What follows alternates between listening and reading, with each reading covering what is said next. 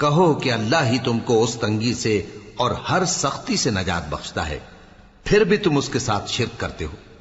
کہہ دو کہ وہ اس پر بھی قدرت رکھتا ہے کہ تم پر اوپر کی طرف سے یا تمہارے پاؤں کے نیچے سے عذاب بھیجے یا تمہیں فرقہ فرقہ کر دے اور ایک کو دوسرے سے بھڑا کر آپس کی لڑائی کا مزہ چکھا دے۔ دیکھو ہم اپنی آیتوں کو کس کس طرح بیان کرتے ہیں تاکہ یہ لوگ سمجھیں، اور اس قرآن کو تمہاری قوم نے جھٹلایا حالانکہ یہ سراسر حق ہے۔ کہہ دو کہ میں تمہارا داروغہ نہیں ہوں، ہر خبر کے لیے ایک وقت مقرر ہے اور تم کو ان قریب معلوم ہو جائے گا۔ اور جب تم ایسے لوگوں کو دیکھو جو ہماری آیتوں کے بارے میں بےہودہ بکواس کر رہے ہوں تو ان سے الگ ہو جاؤ، یہاں تک کہ وہ اور باتوں میں مصروف ہو جائیں۔